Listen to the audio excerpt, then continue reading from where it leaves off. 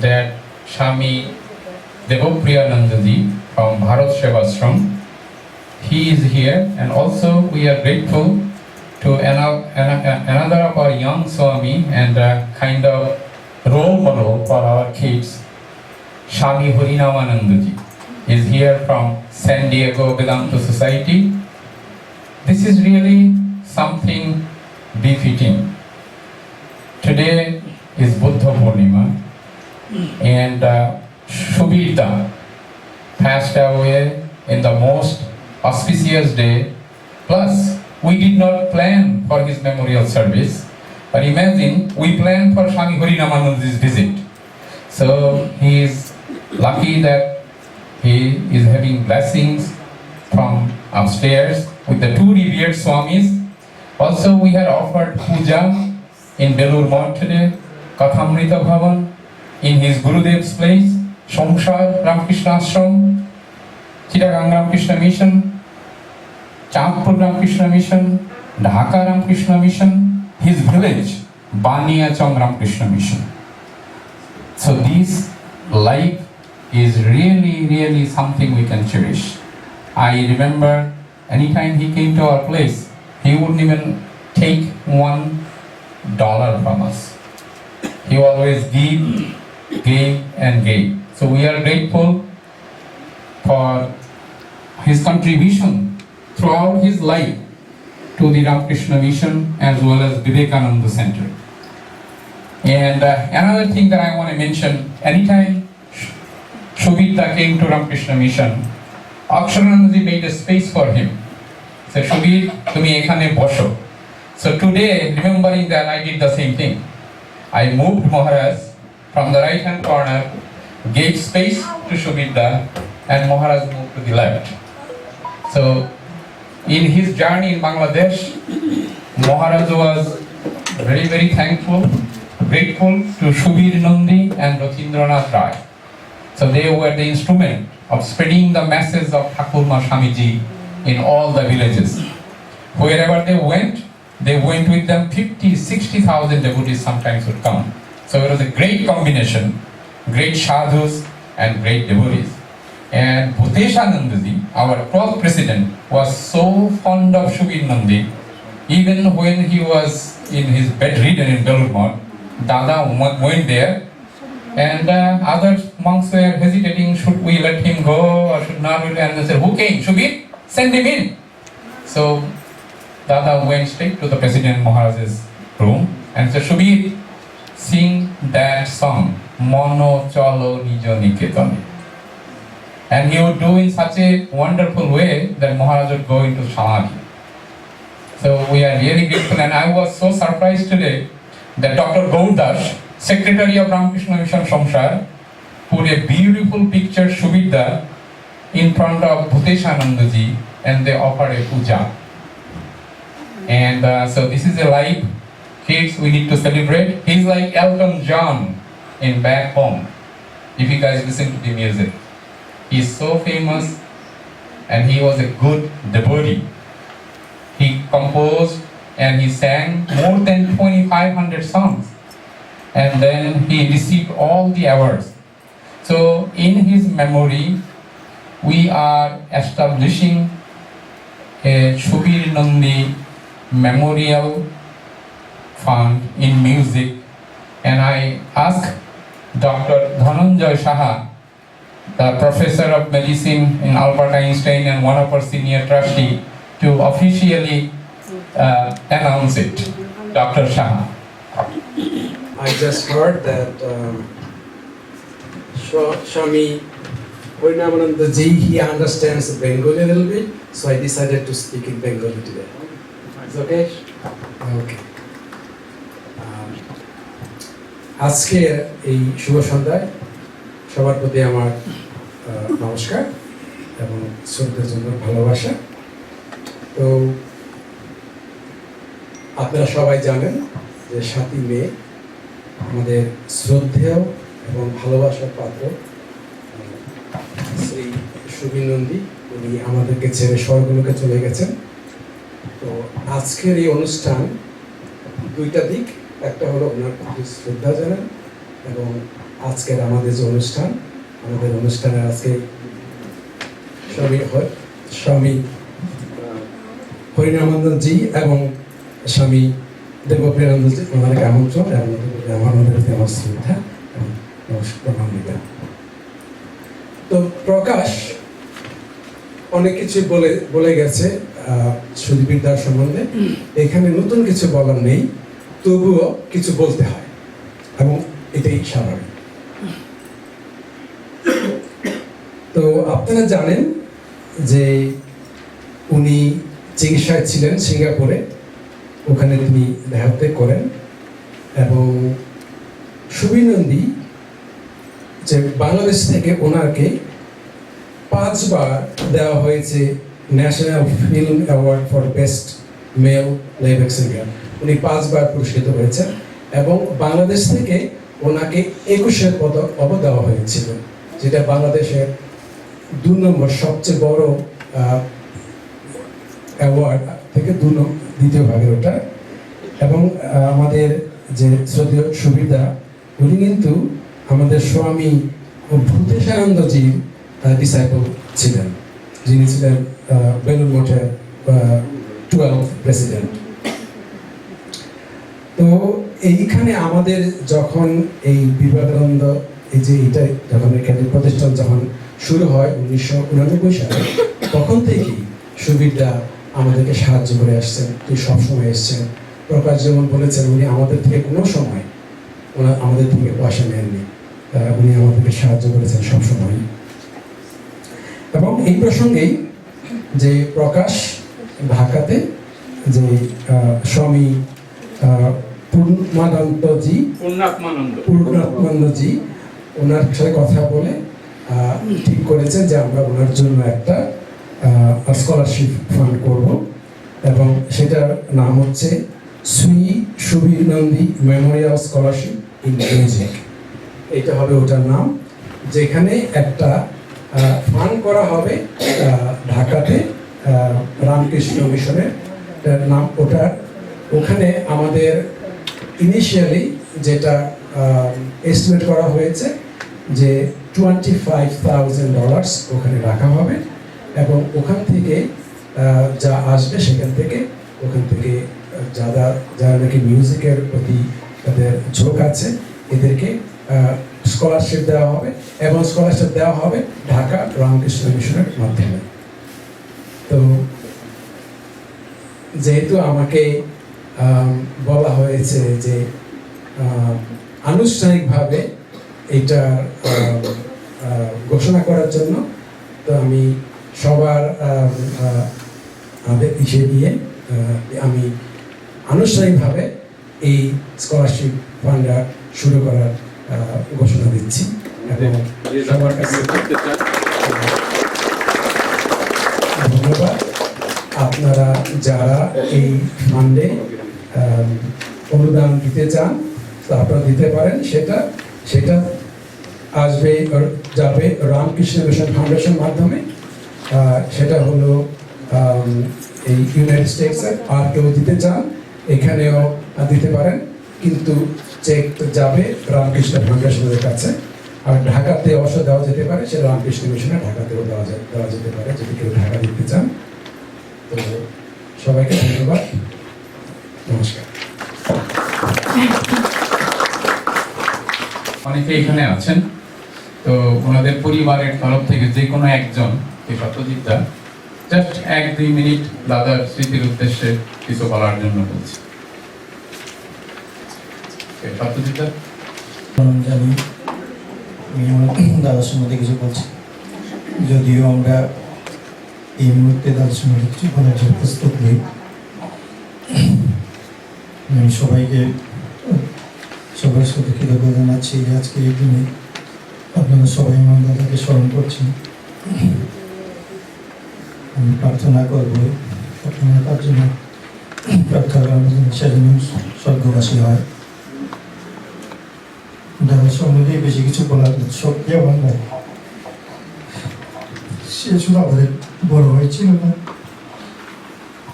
আমরা অনেক অল্প বয়সে আমাদের বাবাকে হারিয়েছি। সেই থেকে সে আমাদের বাবার অভাব, ভাইয়ের অভাব সব পূরণ করে আমাদেরকে মানুষ করেছে। কাজে নিয়ে আমাদের কাছে শুধু ভাই ছিল না, অনেক কিছু ছিল। যখন জীবিত ছিল আমরা বুঝতে পারি না, কিন্তু আজ ও চলে যাওয়ারও বুঝতে পারছি যে আমরা কি হারিয়েছি। আমি শেষ বলতে পারছি আপনাদের খাবারও নিউ ইয়র্ক থেকে যাওয়ার আগেও তার বাড়িতে বিষ্ণুদেবের প্রসাদ খেয়ে গেছেন। সেই শ্রদ্ধেয় মেসমশাই আমার পরম পূজনীয় কাকা শ্বশুর প্লাস সুবিরদার আজকের কাজও উনি সম্পন্ন করেছেন। রঞ্জিত ভট্টাচার্যকে 1 মিনিট কিছু বলার জন্য অনুরোধ করছি।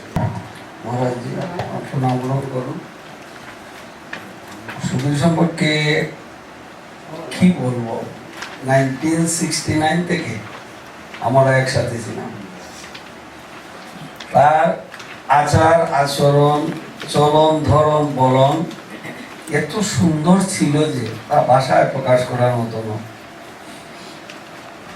তার গান, তার আদর্শতা, কখনো সে ঠাকুরের প্রতি এত ভক্তি ছিল যে সে যখনই ঠাকুরের কোনো অনুষ্ঠানে কোনো জায়গায় যাইত কোনো পয়সা নিত না, এত হৃদয়বান ছিল। আর প্রত্যেক তার যা ছাত্রছাত্রী আছে প্রত্যেককেই প্রাণ খুলে শিক্ষা দেওয়ার একটা ব্যবস্থা করতো। আর কি বলবো, প্রত্যেকের আছে আমার বিশেষ অনুরোধ, তার আত্মার সৎকার্যের জন্য আপনারা সকলেই ঠাকুরের কাছে প্রার্থনা করেন যেন সে ঠাকুরের শ্রীপাদ পদ্ম লাভ করতে পারে। এই বলেই আমি আমার বক্তব্য শেষ করছি। Whenever Maharaj performed the puja and Subir was in New York, he will always come. So I asked Swami Devapriyanandaji to give his blessings and prayer for the departed soul of Subir. Mritturma mritangamaya aviravirmayadi. O Lord, lead us from until to truth, darkness to light, mortality to immortality.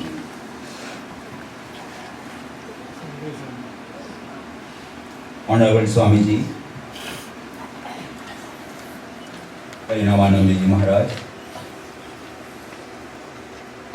respected honorable guest, devotees and friends. Namo Shabhabhyaho Shabha Pratibhastavo Namo Namah. First of all, I extend my heartfelt congratulations, felicitation, warm welcome, sincere thanks and gratitude to each and all on this very auspicious moment of Buddha Purnima. This is a wonderful message from the Lord Buddha. He said, the world is a dungeon, we are the prisoner. আমরা এই বিশ্ব সংসারকে বলা হয়েছে jail, জেলখানা, আমরা হচ্ছে কয়েদি। Perhaps you are thinking we are monk or free. যেহেতু আমরা ঘর ছেড়েছি, no. But our Latu Maharaj is a little different. So this is a,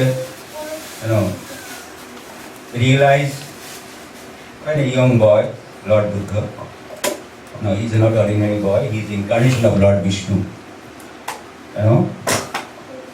After his birth, the astrologist given prediction to his father that he is one day will be a great monk or will be a great king.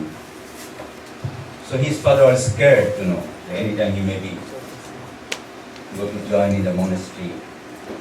So he kept in every corner it's called gatekeeper, and there is a restriction. Is all kind of activities. But it is a destiny that one day he came out. So very resume actually to say he had seen the fourth scenario in front of him.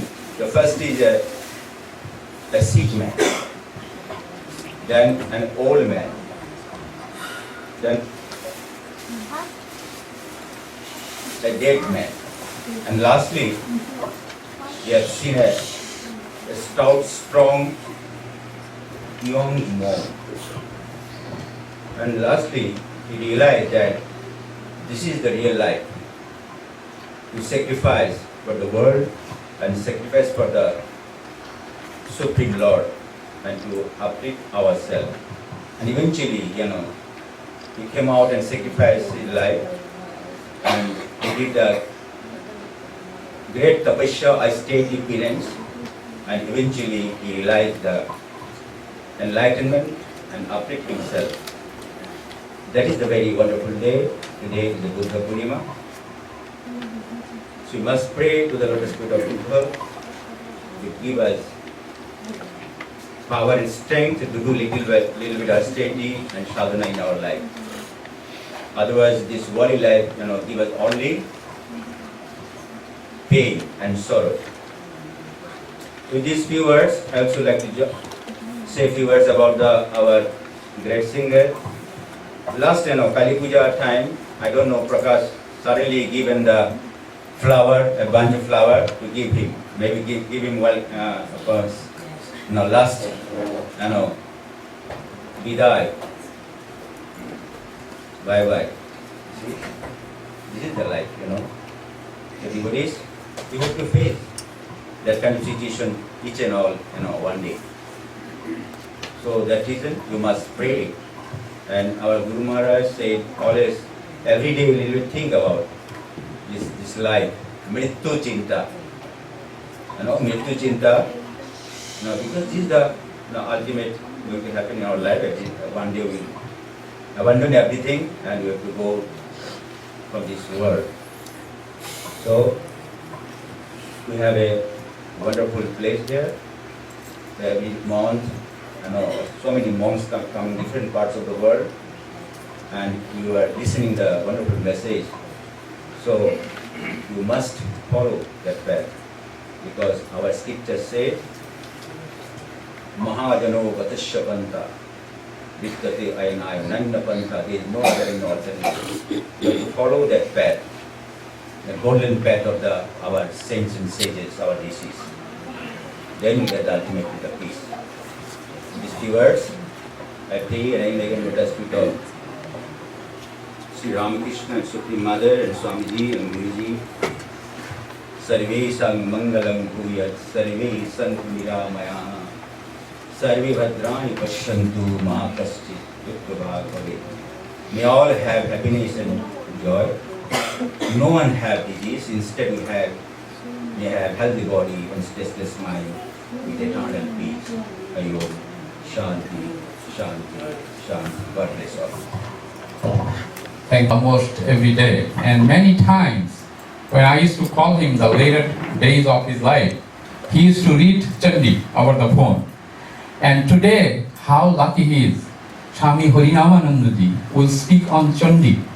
So kids, we are all lucky. And Harinamanandaji, he has an MBA, he was born, brought up in California, and he's just like one of you. So the whole thing on Subir is really something auspicious. And right after the video, we'll listen to Swami Harinamanandaji's speech on Chandi. And then Maharaj has also a small presentation on Chandi. So let's just watch this for a few minutes and then we'll go back to Swami Harinamanandaji.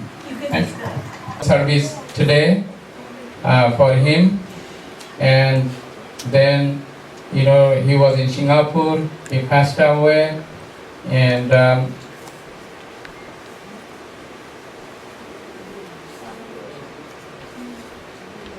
then he has a famous song that he sung in our place. I'll just listen to it a little bit.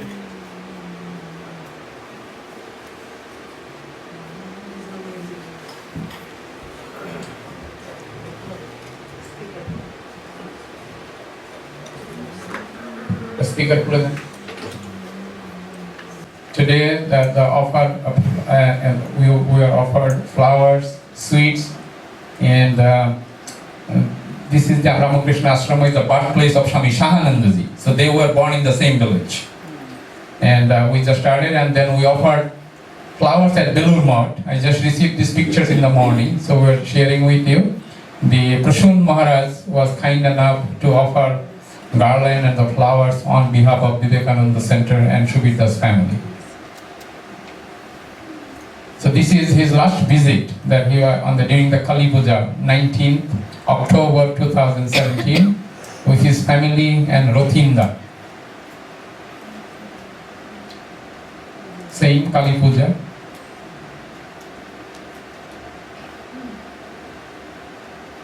With Swami Devapriyanandaji. He was always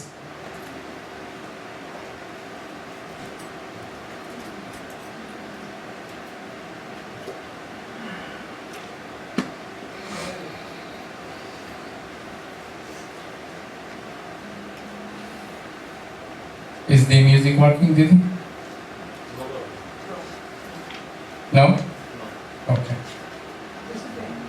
So this is, can you hold this picture? This is at Bhuteshanandaji with Shubita's Guru. The garland, the flowers, the sweets was offered in this morning. So we are grateful to Dr. Gaur Das. So he's sitting right near to his Guru, beloved Guru, and also our Guru, 12th President of Ramakrishna Order.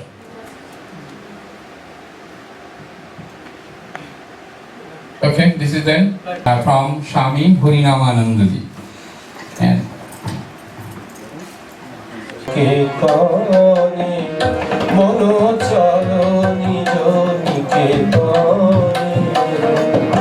সংসার বিদেশে বিদেশির দেশে প্রমোদেন অকারণে বলো চলো নিজ নিকেতনে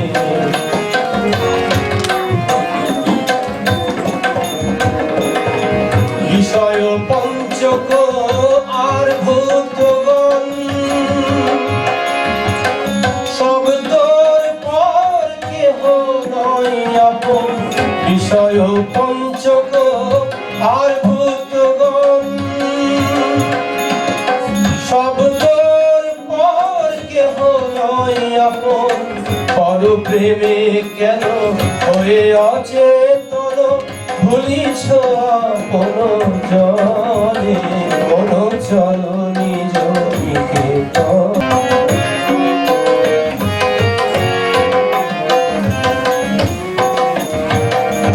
সাধু সঙ্গ নামে আছে পঞ্চধাম শান্ত হলে তথা করিও বিশ্রাম পথভ্রান্ত হলে শুধাইবে পথ সে পন্থ নিবাসী জনে সাধু নামে আছে পঞ্চধাম শান্ত হলে তথা করিও বিশ্রাম ভ্রান্ত হলে শুধাইবে পথ সে পন্থ নিবাসী জনে যদি দেখো পথে ভয়েরই আকার প্রাণপণে দিও দোহাই রাজা যদি দেখো পথে ভয়েরই আকার প্রাণপণে দিও দোহাই রাজা সে পথে রাজা প্রবল প্রতাপ সমন্দরে যার শাসনে মন চলো নিজ নিকেতনে মন চলো নিজ নিকেতনে সংসার বিদেশে বিদেশির দেশে ভ্রম কেন অকারণে মন চলো নিজ নিকেতনে মন চলো নিজ নিকেতনে মন চলো নিজ নিকেতনে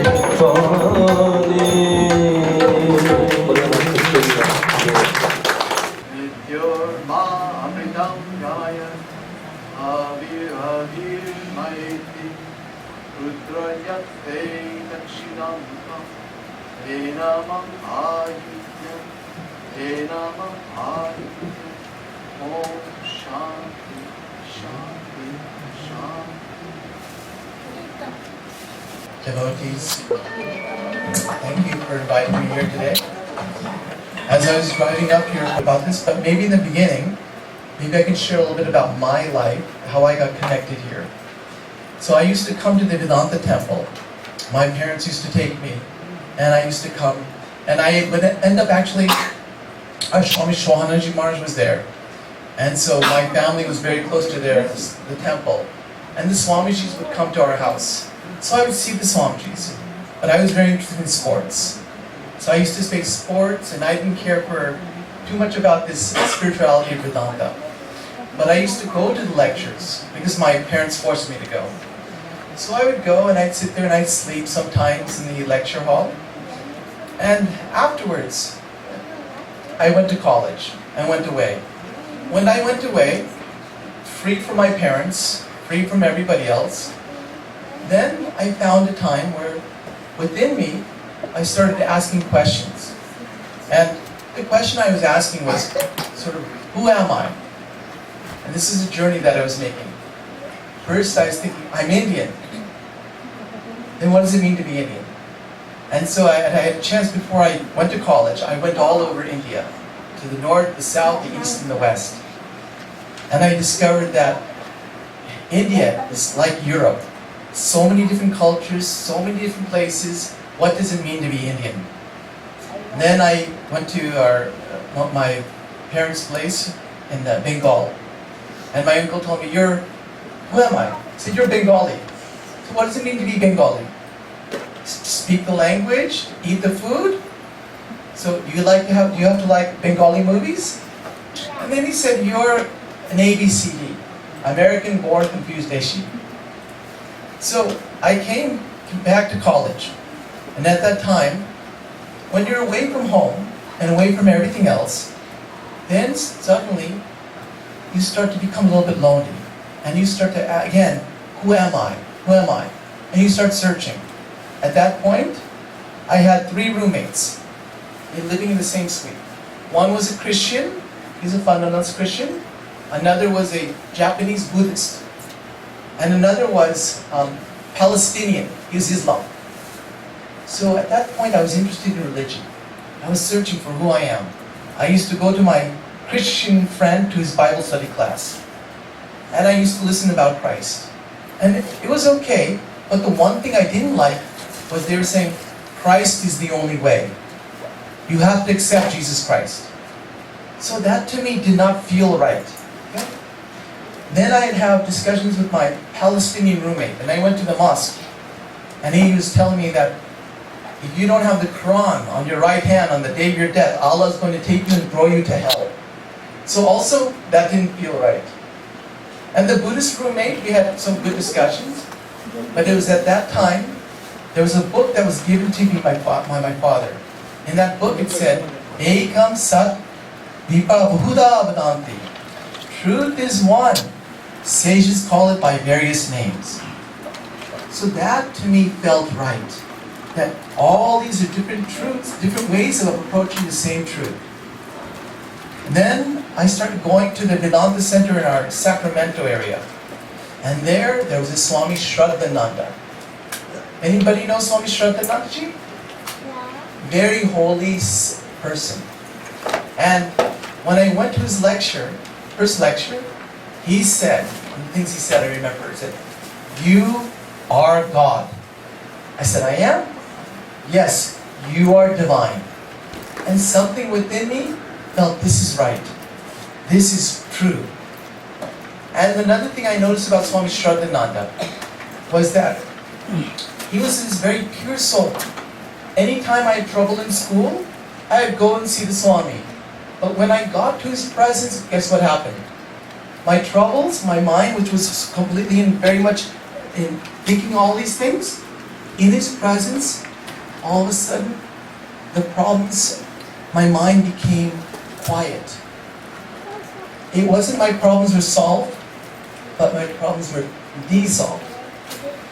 And he was a Swami I used to see. Sometimes I'd see people, everybody wants something. Everybody is asking for something. He was a Swami that did not ask for anything. He was just, you felt in his presence, love. Love coming out, like Amrita coming out. And if you got into his presence, your heart felt full. Otherwise, I'd see people, even 80 years of old, always just there, always needing something, wanting something. He was a person whose heart was full, and out of him was flowing love. And so when you got into his presence, you felt this love also. And that's what I wanted to have. I wanted to have that love that nobody else could give. So that's why, that was part of my journey, why I came here. So when you get to school, and the second thing I want to ask, also say, my coming to the Vedanta Society when I was a kid, actually, even though I wasn't listening, what happened was when I was away in college by myself, then there comes a time where you have to know what is right, what is wrong. And at that time, maybe you're at parties or something like that, something within, some samskaras start to come up and they tell you, this is not right. This is right. At that time, we didn't know. When we're children coming here, we don't know.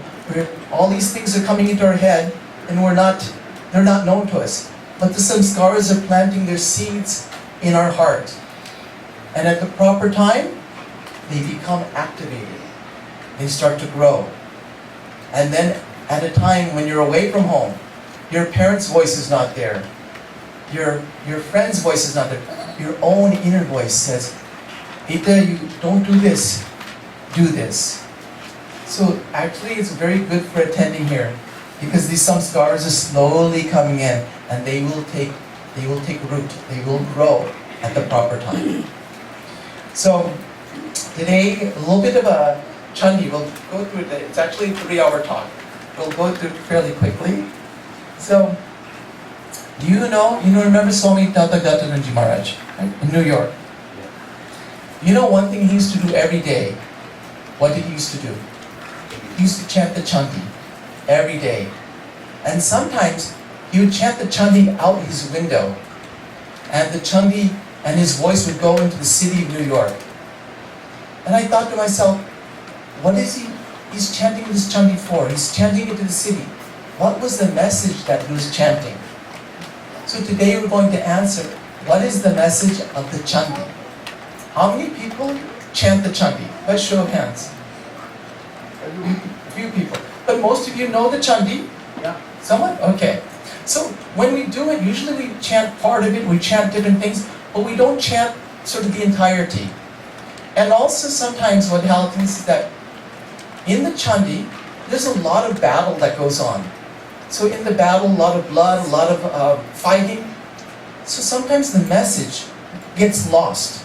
So today we're going to talk a little bit, what was the message that Swami Devapriyanandaji Maharaj was trying to send to New York?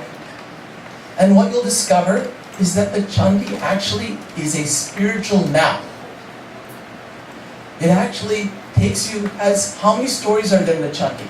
Anybody? 700. How many main stories? There are 3 stories, main stories in the chandi.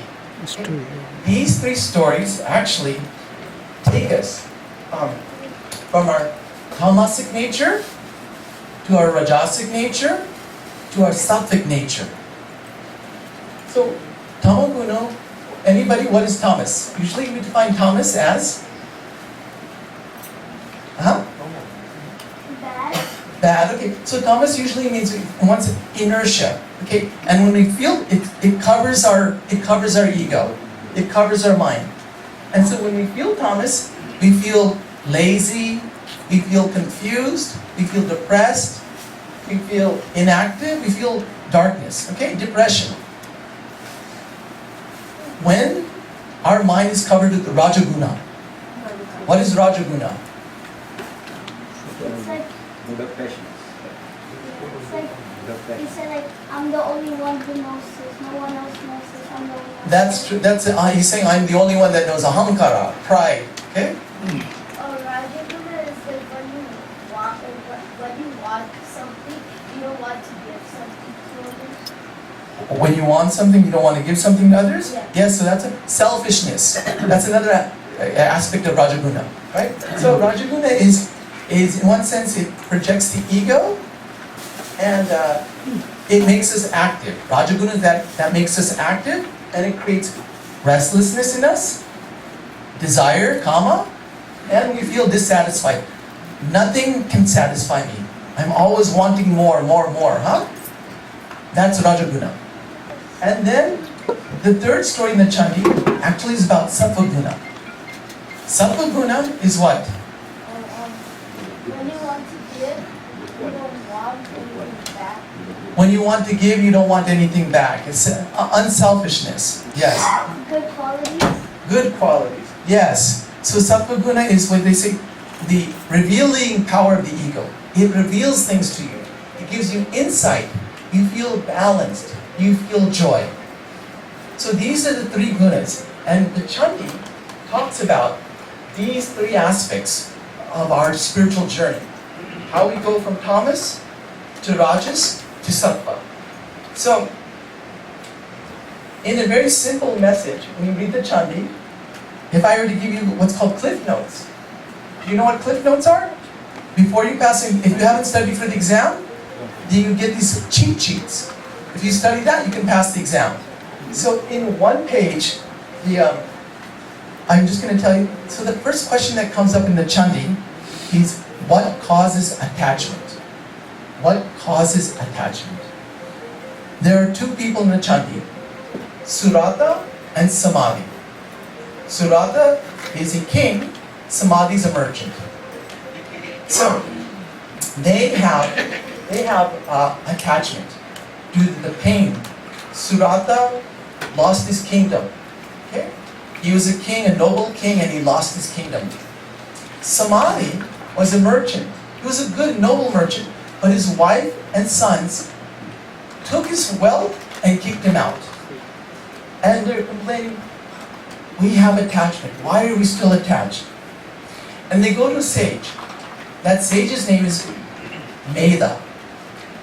And May19 says in simple word, your attachment is due to Mahamaya. She is the one that causes delusion. She's deluding you.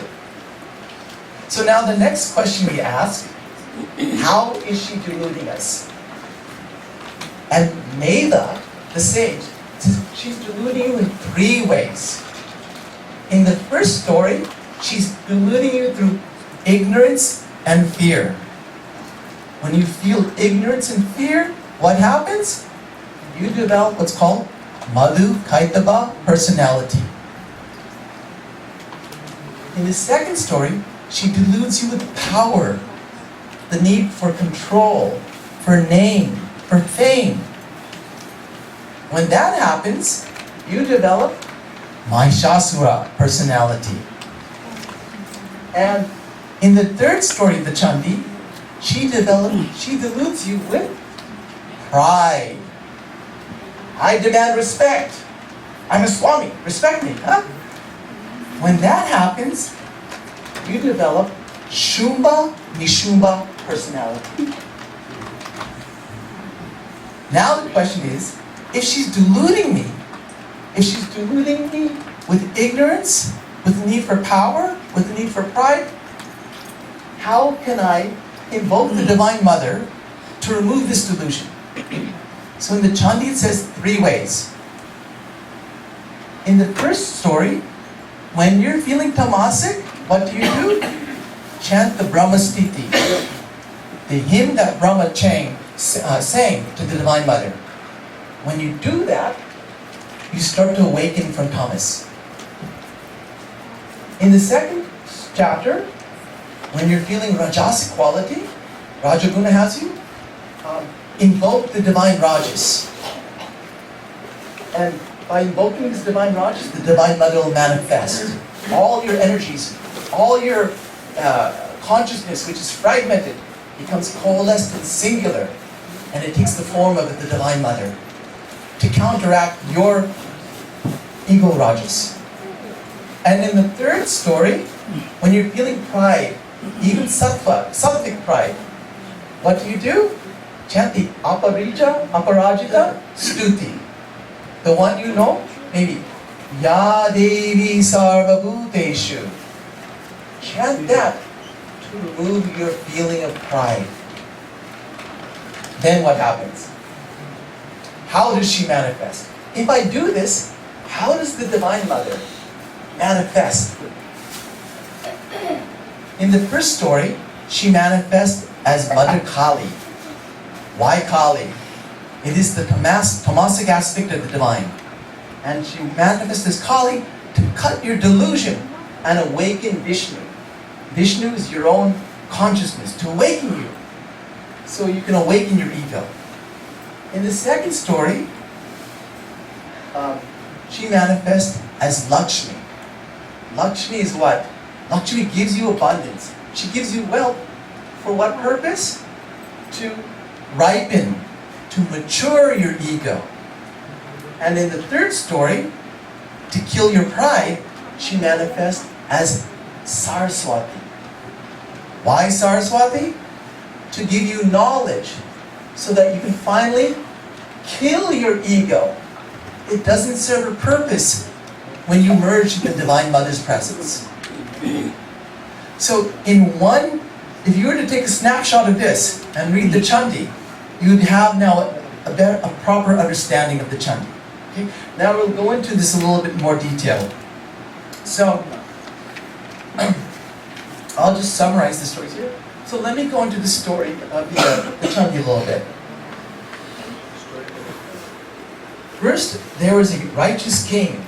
That king was defeated by a smaller sized army. The defeated king was further robbed of his treasury and his army by his own ministers.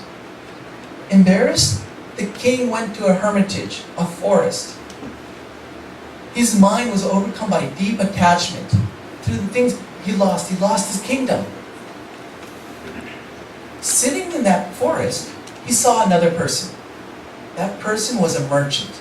His name was Samadhi. And he asked the merchant, "What are you doing here?" The merchant said, "I am Samadhi. I've come from a noble family, and I'm one of good character. But what has happened is my wife and children have stolen my wealth, and they've kicked me out. So I have come here in the forest." Then the merchant asked, "Why are you so sad?" And his king asked, "Why are you so sad?" He goes, "Although my family has robbed me of my wealth, I still feel for them. I wonder, are my children leading good lives? What's happening to them?" And then the king says, "Why do you still care for those relatives who caused you so much pain and suffering? What have they done to you? They haven't done nothing good to you. So why do you still care?" And the merchant says, "I don't know why I care. I still find I'm attached to them. I don't know why." So, both of them, Surata, the king, and Surata and Samadhi, the merchant, then go to a sage. The sage name, this is going to be a test, hey you guys. The sage's name is May19. Okay? And they asked him the question, "Even though we have been robbed of our kingdom, even though we have been robbed of, my family has taken my wealth, I still care for my kingdom. I still care for my family. What is the cause of this attachment? What is the cause?" Okay. So, to understand an Indian scripture, you have to look at the meaning of the names. So when we see here, Surata is the first person, right? What does Surata mean? Su means what? Good, right? And Rat? Chariot, yes. So Rat also means vehicle, also means body. One who has a good body. Okay? So Surata had a strong, he was a kingly body, right?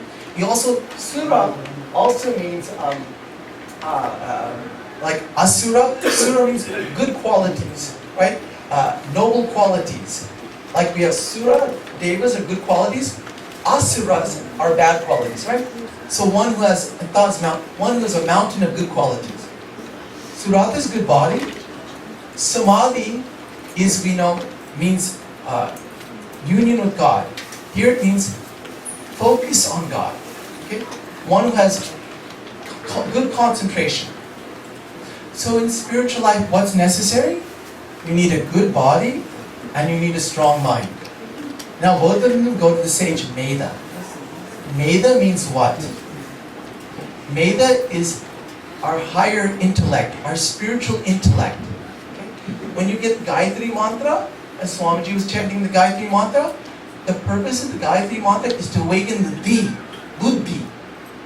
When the buddhi awakens up, when we meet May19, when May19 awakens within us, all of a sudden, our awareness goes from our body and our mind, and it goes, and May19, when that awakens, takes it to our divine center, to God. And what you see is Surata and Samadhi, when they meet May19, May19 is going to take them to who? To the Divine Mother. So when our May19 awakens, all of a sudden, our attention, which is going out to the world, which is in our thoughts, starts to go focused to God, to our spiritual center. So, now, what does May19 do? May19 takes them and says, the cause of your attachment. First they're asking, why do we still love our family members? Why do we still love this even though they are causing us pain? Why do we love them? Many of us have this. We still love people or love things that are causing us pain and suffering. Why is that? Veda has said it is Mahamaya. She's the one who has created this world. She's the one who maintains this. And she's the one who also deludes you. Nigraha. But she deludes you. She can also, through her grace, she can remove that delusion. And now Veda tells them about the 3 stories of the Divine Mother. How the Divine Mother can remove your delusion. So this is the first story it tells. The first story it tells is the story about how in Pralaya, cosmic dissolution, Lord Vishnu is asleep on this Adishesha, on the infinite snake. Out of him come 2 demons, Madhu and Kaitava. They come out of the wax, the mala of Vishnu's ear. And when you have negative force come, also positive force comes, Brahma. So Brahma is also emerging out. And so what happens is Madhu and Kaitava see Brahma. And what do they want to do? Being tamasic demons, they want to kill Brahma. So what do they end up doing? So what happens is then that Brahma sees these 2 demons coming after him. And he's trying to awaken Vishnu. But Vishnu's not waking up. So what does he do? He prays to the Divine Mother. After a long prayer, the Brahma Sthiti, all of a sudden the Divine Mother manifests. And what does he ask? He asks the Divine Mother to please awaken Vishnu. So what happens? The Divine Mother withdraws her Yoga Nidra, withdraws her power from Vishnu, and all of a sudden Vishnu awakens. And then he sees these 2 demons coming after Brahma, Madhu and Kaitava. And then he starts to battle the 2 demons. And the battle lasts for 5,000 years. 5,000 years. After the battle, it's going on. Nobody's winning, nobody's losing. What happens? The Divine Mother comes back again. And what does she do? She deludes Madhu and Kaitava into feeling arrogant.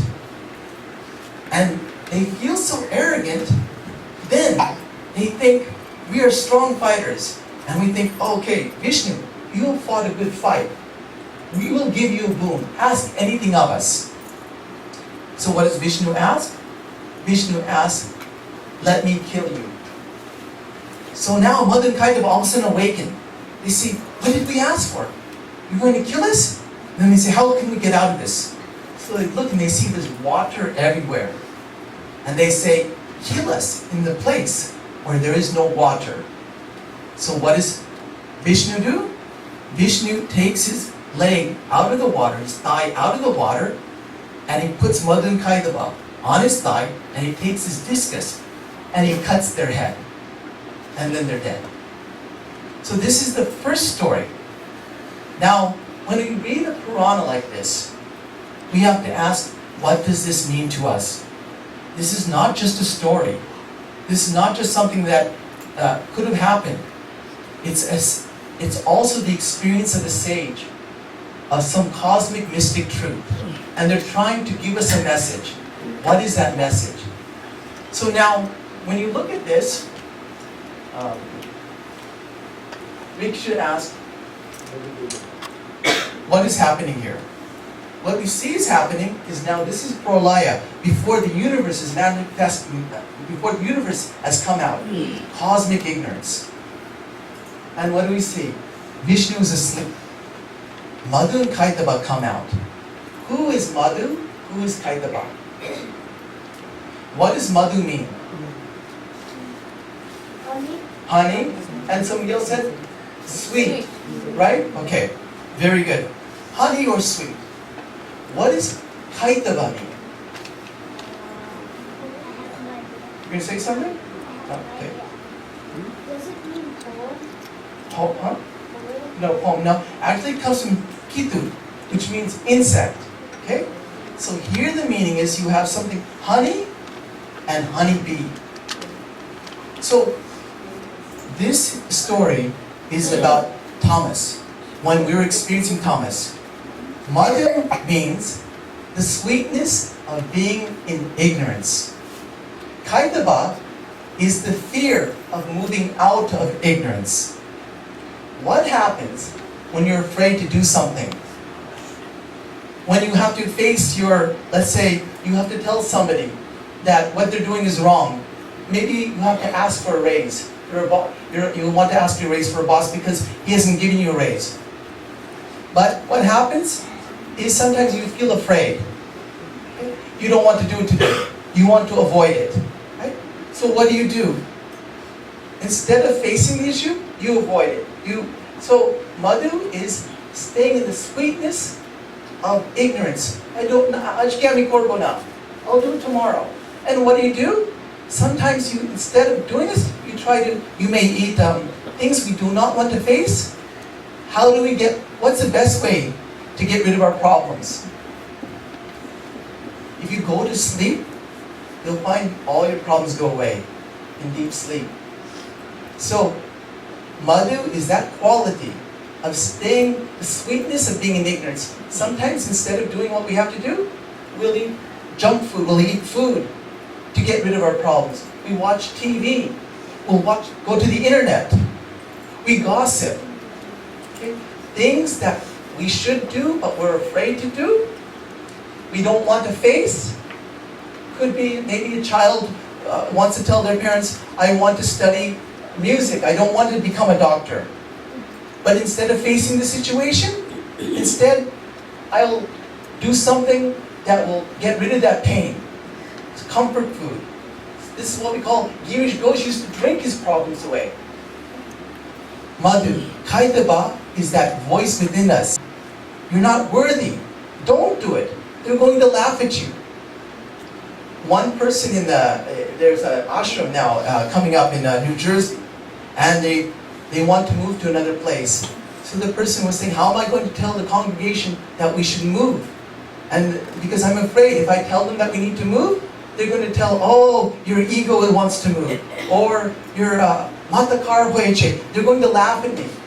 So the things that we're afraid to do, this is what Madhu Kaitava is holding us back. They represent inertia, the inertic forces within us, the resistance to do what we're supposed to do. So, Madhu Kaitava is that resistance. What happens? Who's Brahma? What does Brahma do? He creates the universe. Brahma is that creative force within us that wants to do something. So when we get to the point where we say, I am sick and tired of being sick and tired. I can no longer stand, the person is shouting at me. I also have to confront that person. I have to face them. I'm afraid to face them. So before I face them, I get my emotions out doing other things. But now enough is enough. I have to, so Brahma is that creative force, the deep desire to change, the desire to project. So when Brahma awakens within us, so what happens is is Brahma. He sees that Madhu and Kaitava are going to kill him. So what does he do? There's no other choice. He can't. He's trying to awaken Vishnu. Vishnu's not waking. So when there's no other choice, what do? You pray to the Divine Mother. And what was his prayer? The prayer was, do you know this prayer? Tvam swaha, tvam swada, tvam hiva shatkara suratmika, shuddhatvam akshrenite, ridatmatra tikasita, ardhamatra stita nitya, yanuscharya visheshataha, tvameva sa tvam savritti, tvam deva janani para. He is praying What is Brahma at the time of cosmic dissolution? What is he experiencing? He knows Mother is everywhere. He's trying to invoke Mother. And at that time, all that he experiences is the primal vibrations, the primal sound of the universe. And he says, you are Swaha. You are the offerings to the gods. Sounds. At this point, only the cosmic Om is coming. You're the Tridatmika. You're the Ma. You are Vam Deva Janipar. You are the Supreme Mother. Oh Mother, I need your help. Man, awaken. After the end of this prayer, any prayer we make, after we eulogize the Mother, we ask for a sankalpa. What is that sankalpa? Brahma asks, Mother, please awaken Vishnu and have him slay the two demons. So what happens? Vishnu awakens. For us, what happens? When we start to awaken out of tamas, we start to see what we're doing is hurting other people. We don't know at that time. My drinking is causing suffering to others. I'm hurting myself. We start to awaken to the things we're doing, and we're starting to get strength to face the problem. So once we awaken to our problems, what happens? Now we struggle. Now we face the situation. But now what happens? So Vishnu awakens. Our consciousness awakens. And now we fight with the problems that we have, with the fears that we have. We're going to ask our boss for a raise.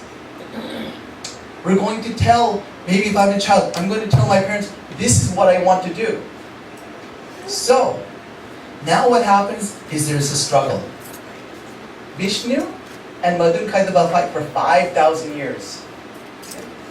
The fight is not going one way or the other. It's what's called stalemate. So what happens?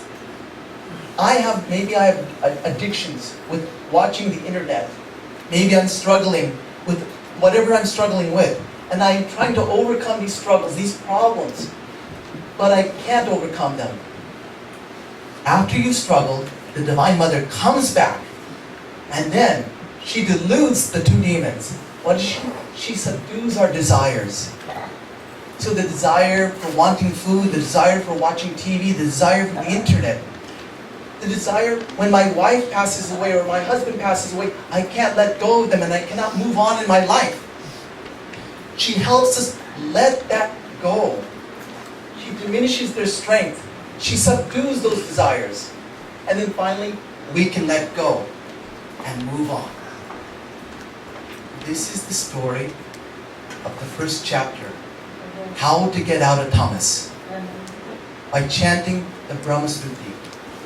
Chanting the Brahma Stuti will help awaken Vishnu within you and awaken you to see the problems you're in, to struggle, fight those problems, and then eventually through divine grace, you can let go of those problems. That's the first story. Now, what happens is then, we're not finished yet. We go to the second story. And the second story involves the Rajasic ego. And in the second story, so when you do this, imagine now, when you're Thomas, as you're praying, you get a vision of the Divine Mother. When you get the vision of the Mother, how would you feel? When you're in Thomas, you are depressed, you are lonely.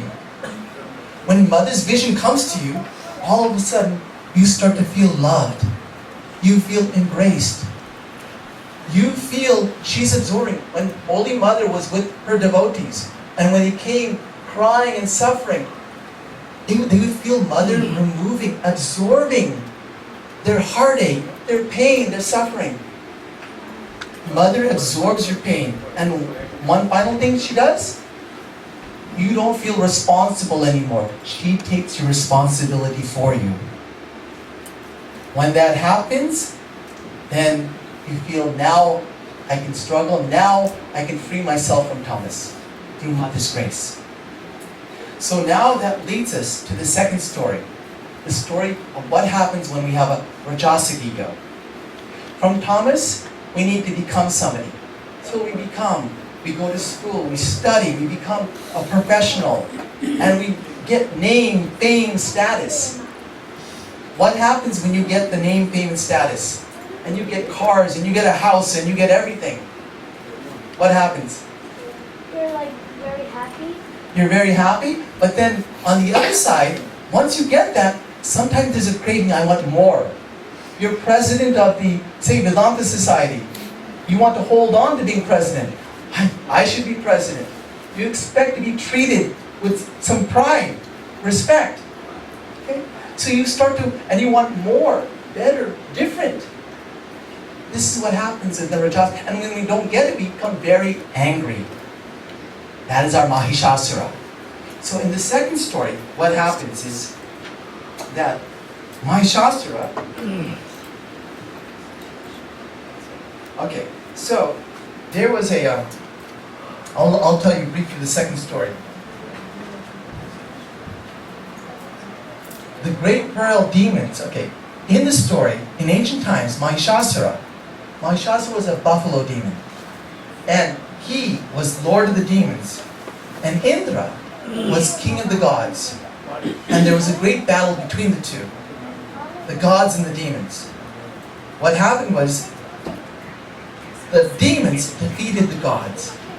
And after conquering the gods became homeless.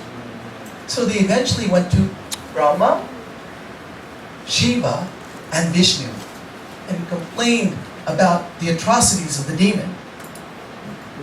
Brahma, Shiva, and Vishnu and all these other gods became angry, and their powers coalesced and they formed the Divine Mother, Mother Durga.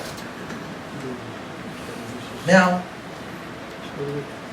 the demon, Mahishasura, saw the Divine Mother, Mother Durga, and she saw her feet scrape the ground, and her crown was in the sky, and he felt threatened. He felt threatened because now she was coming after him, his existence. He had the power of the three worlds. He had possessions. He had everything. He was ruling everything. And now she had come to take it away from him. So he started getting very angry. And he sent his demons to kill the Divine Mother. But Mother fought Mahishasura and her demons. And she defeated his demons. So ultimately what happened? Mahishasura was left to face the Divine Mother himself. And now the Divine Mother was going to fight Mahishasura. So what did Mahishasura do? He took the form of a buffalo and started battling the Divine Mother. And the Divine Mother took her noose and tied him down. Then what happened was, shaking convulsively, Mahishasura assumed the shape of a lion and slipped out of the noose. And then he lunged at the Devi, and she severed his head with a sharp-edged sword. And in an instant, Mahishasura took the form of a man with a sword and shield. And then the Divine Mother threw arrows and pierced him. Then Mahishasura took the form of an elephant. And instead of going after the mother, he took his nose and he caught the lion of the Divine Mother and dragged her. Huh? Actually it's a lion. You're right, it is a tiger, but it's actually a lion in the story. So then what happened? Then Durga, then Mahishasura took the form, got very angry. And Durga got very angry. And she drank a divine potion filled with pure rajas. Then she leaped upon Mahishasura, who took a buffalo form, his true form. After piercing Mahishasura, he tried to take the shape of his asura form. At this point, the Divine Mother put her leg on his throat. He couldn't change anymore. And then she took her sword and sliced it into his heart, and he died. So this is the story the sage was talking about, the Rajasic ego. So when we ask what it means here, and then the song, then the God sang the praises of the Divine Mother. So first question is, Who is Indra in this battle? We have a battle going on, right? Indra. Indra is normally king of the gods. He's king of the Indriyas, right? He's what we call our normal healthy ego. When Indra is in charge of us, what happens? All the Indriyas are working, we're getting information from outside, and we're growing and evolving. This is Indra, normal healthy ego. Now what happens? Is Mahishasura becomes activated. He starts to take dominance. What happens? Sometimes when our mind, we get lazy, we start watching TV, we start gossiping, the negative samskaras, the negative energies, start to rise over our positive samskaras. So now more negative energies over our positive samskaras. And when that happens, Mahishasura becomes present in our heart. Who is Mahishasura? He is our selfish ego. The ego that's focused on greed, pleasure, and desire. This is Mahishasura. And again, remember, when you feel, so this is Mahishasura. And what happens is now his asuras take over our senses. Now our senses are focused on things, on pleasure, focused on greed. And we're watching the internet, we're eating lots of junk food, all these things. So now what happens?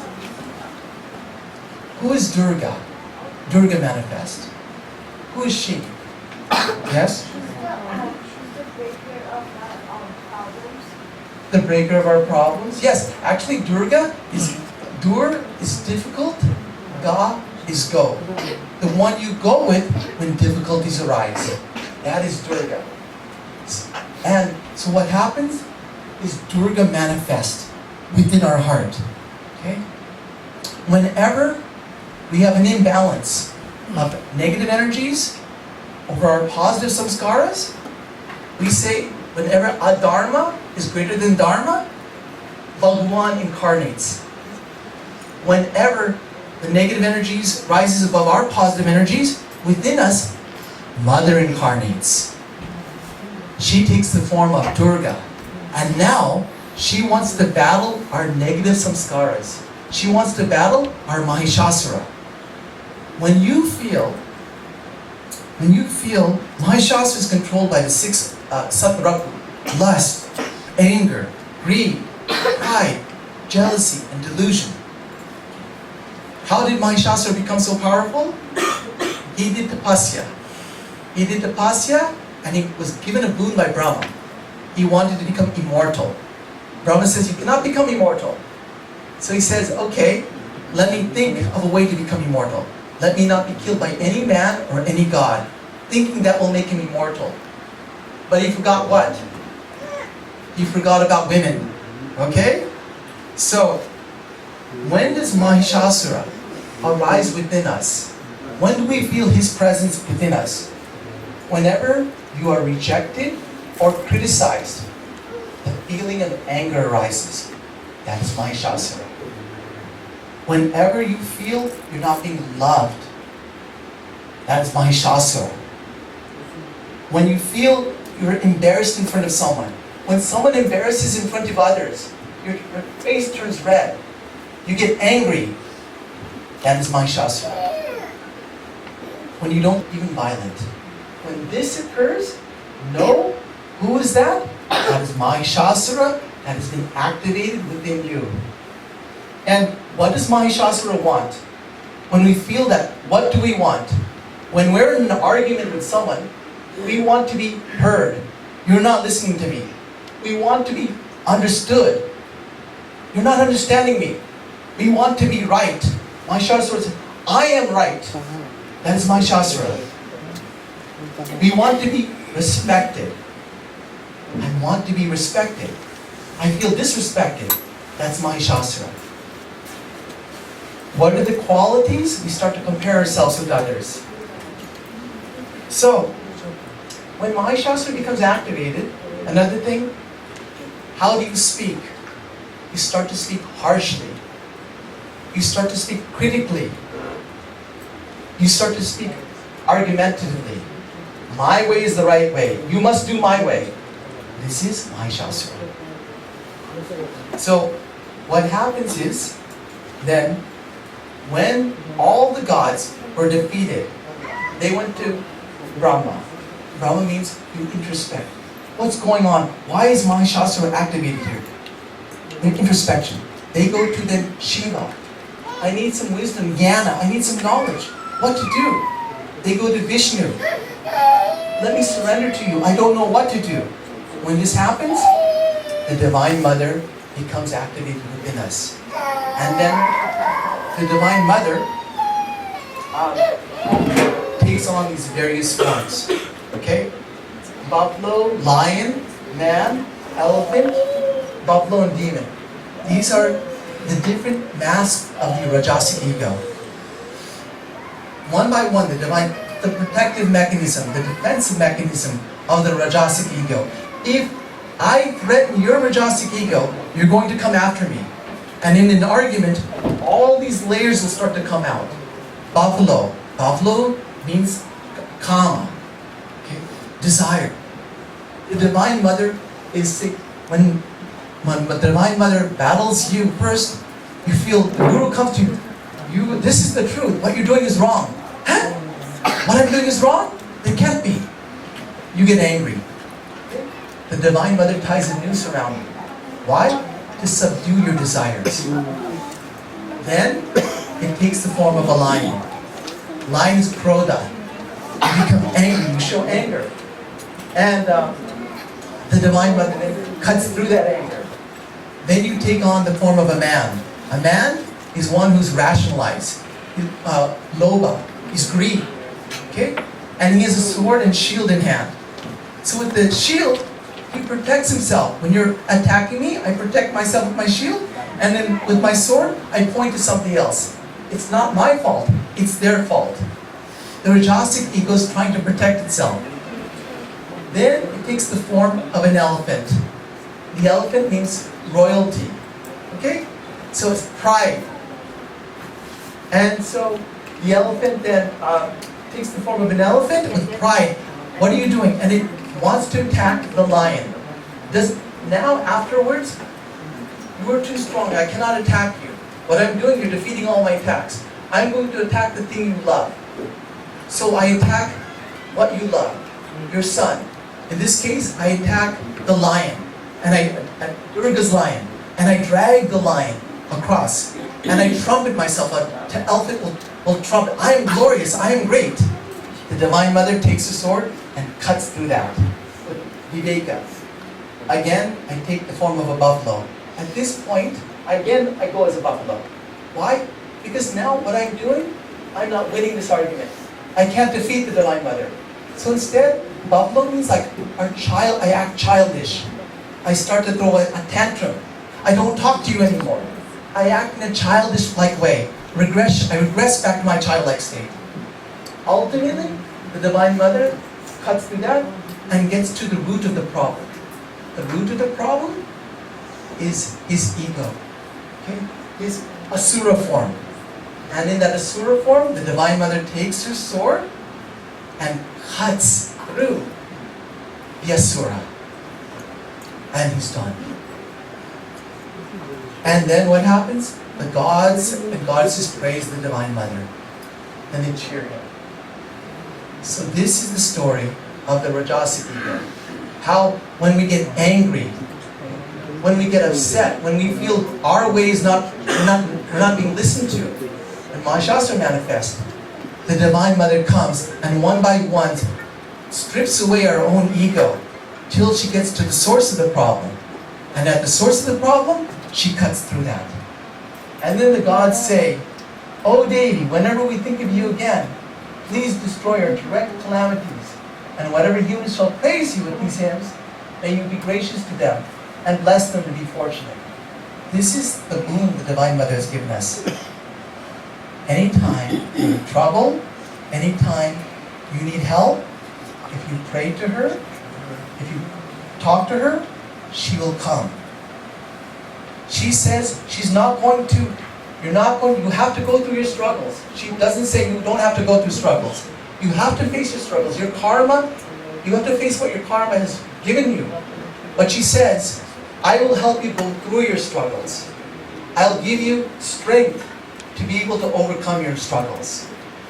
That's her assurance to us. You want to say something?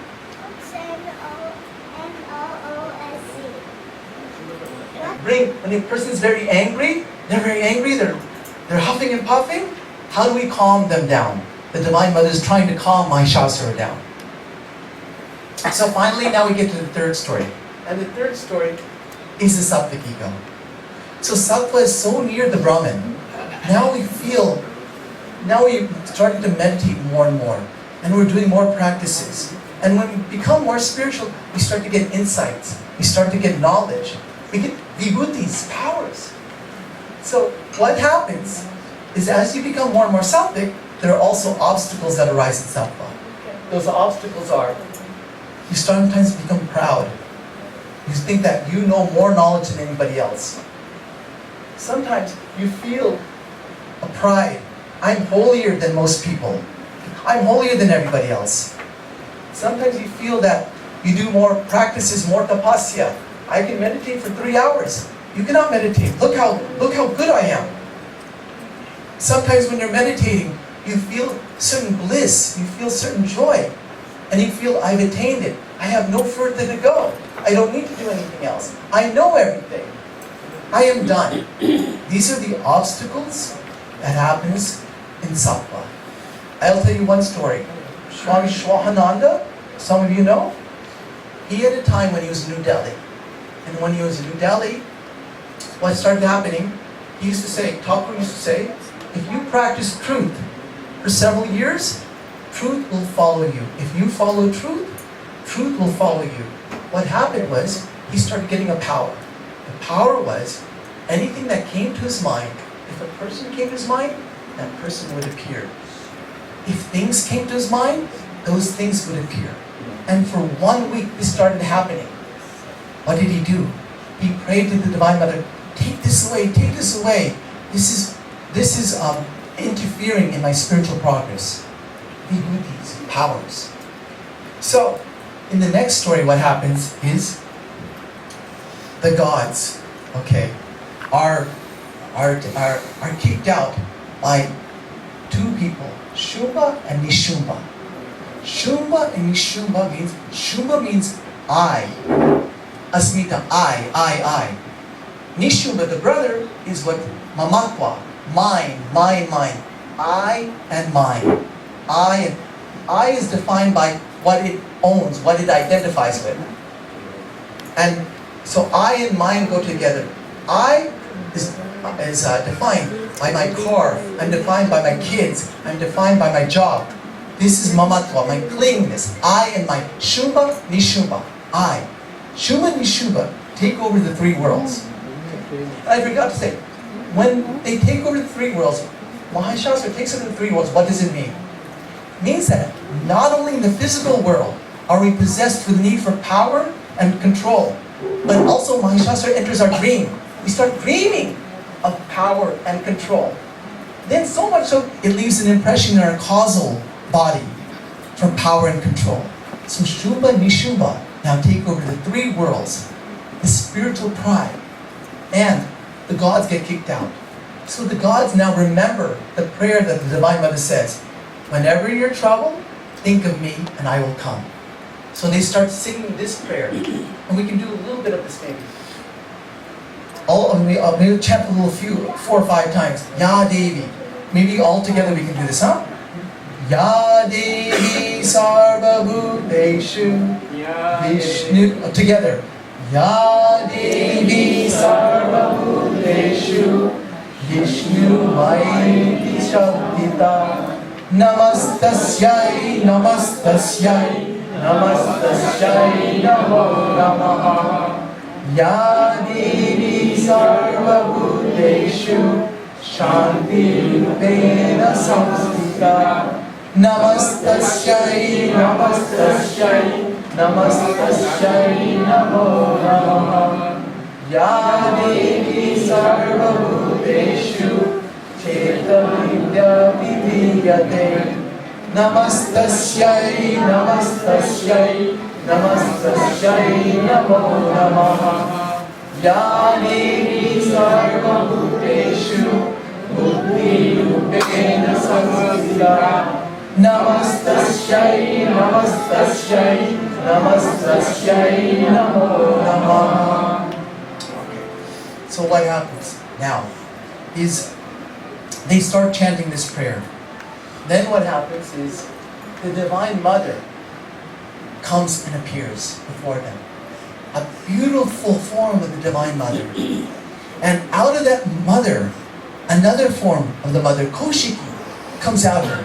Koshiki comes out of the sheath of mother. She is so beautiful. Nothing on earth compares to her beauty.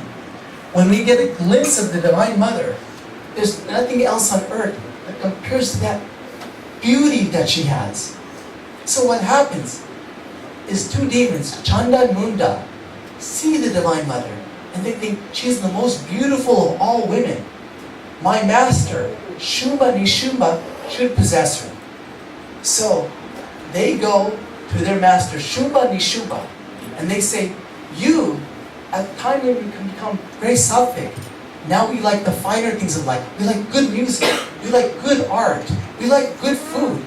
So you, who owns the best of everything, you should own her, the best among all women. So Shumba and Nishumba tell their messenger, Sugriva, Sugriva, go and get the Divine Mother with your sweet words and ask her, we want, and get her to marry us. So Sugriva goes to the Divine Mother and says, my master, who conquers the three worlds, wants to have you as wife. Come to him and be his wife. And the Divine Mother says, what you say is true, but I made a promise to myself when I was a young girl. What was that promise? I made a promise that only the person who could defeat me in battle would get my hand in marriage. So Sugriva, the messenger of Nishumba and Shumba, says, are you crazy? You must go marry them, otherwise they will kill you. You cannot battle them.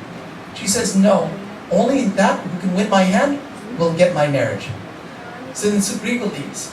Idea is that once we read some spiritual scriptures, do we think we can know the divine just through words? No.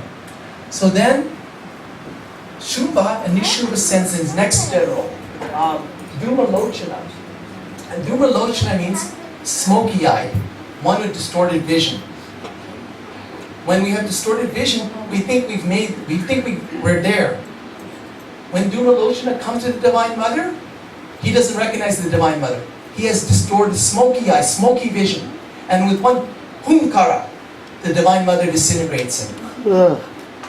Then comes Chanda and Munda. And Chanda and Munda now battle the Divine Mother. Chanda means passion. Munda means shaved head, means renunciation, withdrawal. Here, you have to understand, now we're going to the deeper layers of our meditation. Tamas is gone, Rajas is gone. Now we're in Sattva. And Sattva means we're going closer and closer in deeper meditations. They represent the movement of the mind. Movement towards something, Raga, movement away from something, Vaisha.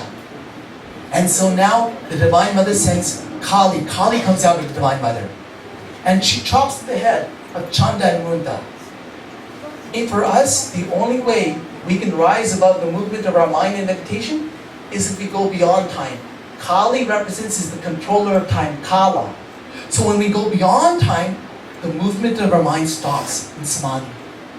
So in that process, Kali now comes to the Divine Mother and says, here I have Chanda, here I have Munda, both of their heads.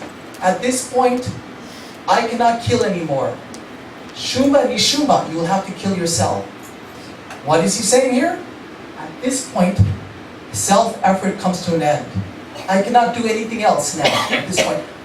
Your grace has to take over. So now the next person to battle is Rakta Bija. Rakta Bija means, Rakta Bija had this quality. Every time the Divine Mother pierced Rakta Bija in the battle, blood would come out. Every time one drop of blood comes out, another Rakta Bija, an equal size and equal strength. For us, What do we notice? Raktavisha means desires, thoughts. If you ever try to meditate, what happens? You start to become aware, more and more desires come, more and more thoughts. So, what can we do? The Divine Mother tells Mother Kali, open your mouth. Opens her mouth. Before the blood drops on the ground, you swallow it up. So the Divine Mother opens her mouth and is drinking all the blood. For us, at this point, we cannot do anything. So many desires are coming in our head. Mother, you take care of all these. I offer all of them into you. You are the fire. Everything burns within you. I offer everything. Please accept it. She starts to offer everything to the mother. She starts to take away all your desires. Finally, now, we come to the last. Shumba and Nishumba. Two brothers. I and mine. Asmita and Mamatwa. Now, they battle the Divine Mother. And when one goes down, the other brother comes up. So both are battling back and forth. Eventually, the Divine Mother starts to kill Nishumba. Before Nishumba dies, what happens? He sprouts 10,000 arms. 10,000 arms come out of his body. Before we die, as we pass away, these 10,000 arms represents our identifications. All the things we identify with, our children, all these things start to come up in our mind at the time of death. Our car, our house, our money, our children, our grandparents, all our identifications come forth. And we start to cling. We want to hold on to this. And then the Divine Mother, with one pierce, kills Nishumba. And what is left? Just I. At this point, we are so deep in our meditation. Now just the ego itself remains. I. And now, Shumba tells the Divine Mother, you have fought, but you have fought with the help of all your Shaktis, all your Kali and all your Shaktis. You have fought with their help. This is not a fair fight. So what does the Divine Mother do? All the things that are projected out of her, all the various people, all the forms that we see, she says, I withdraw all of them back into me. The world starts to disappear back into her. Do you remember Swami Vivekananda? When Sri Ramakrishna touched Swamiji for the first time, Swamiji, all of a sudden, the place started to disappear. The rooms started to disappear. The walls started to disappear. And then what did he say? He said, I have a mother and father. What about them? We start to cling to something. We're not ready yet to let go. So Shumba says, you have fought with all the strength of your powers, of your army. And the Divine Mother withdraws everything back. All of this comes back to her now. So the world disappears for us now. Now be ready to fight. So what happens? Shumba, only thing he do is he grabs the Divine Mother and he jumps in the air. And the jumping in the air represents now we're going deeper and deeper levels, getting to the Agyan, the primal ignorance, to the threshold where duality and non-duality meet. The Bindu, where the whole universe manifests. We're going back to the point of emergence. At that point, the Divine Mother takes Shumba and throws him to the ground. And Shumba dies. At this point, this is the point we call Samadhi. Nirvikal Samadhi. What remains, just remains. So, what we see, I'm going to end off with this, is that whenever you're in trouble, Holy Mother used to say, I am the mother of the wicked, and I am the mother of the virtuous. Never fear. Whenever you are in distress, just say to yourself, I have a mother. Whole point of the chanting is when you're feeling tamasic, rajasic, or even sattvic pride, when you're feeling depressed, angry, or prideful, go to the mother. Tell her about your problems. Open up your heart, and she will absorb your pain. She will remove your guilt. She will give you strength so that you can overcome the situation, and so that you can rise. This is her promise in the Chandi to us, and this is Holy Mother's promise to us. So that is the Chandi. So the Chandi, what you see is a spiritual map from Tamas Guna to Raja Guna to Sattva Guna, ultimately to merging in the Divine Mother's lap, to be embraced by Mother and feel love. So thank you so much.